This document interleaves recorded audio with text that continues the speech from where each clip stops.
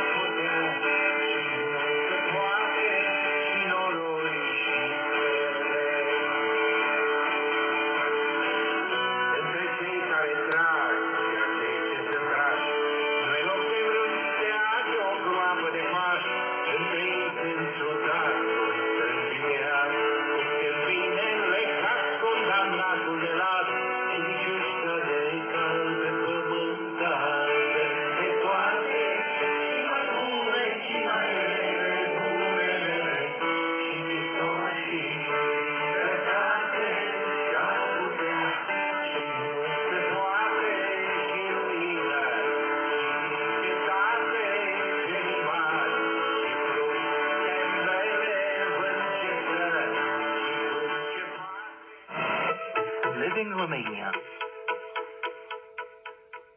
This is Bucharest, Radio Romania International. Listeners Letterbox.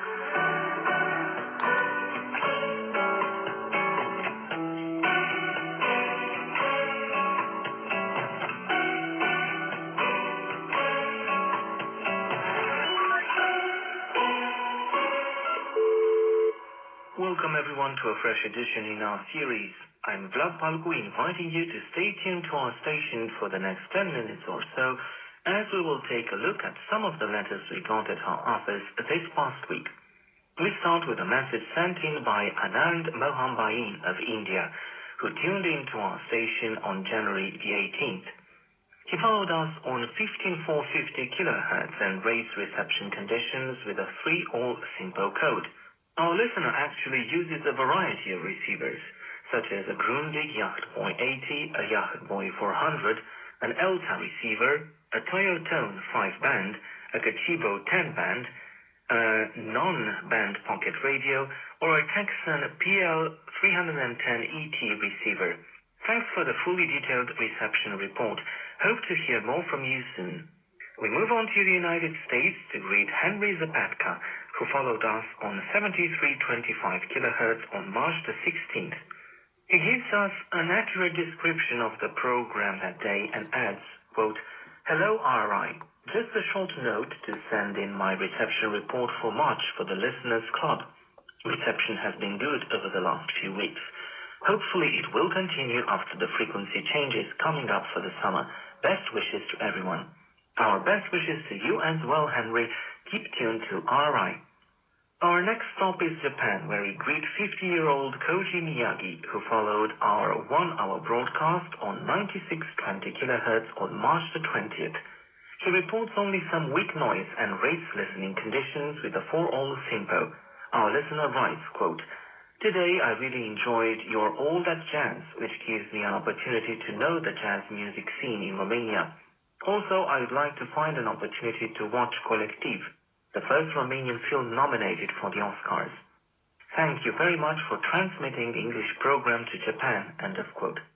Thanks for this message as well. Regarding Collectiv, yes, I recommend all our listeners to see the film, as it tells a rather dramatic story about the Romanian healthcare system and news reporting as well.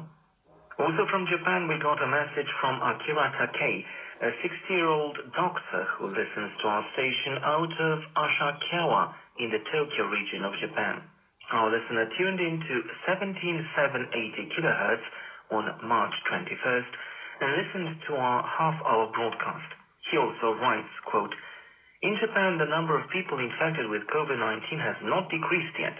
Vaccination has begun, but the number of people receiving vaccination is small." End of quote. Dear Mr. Takei, thanks for your report and your message. It's good to know the infection rate is stabilized in Japan.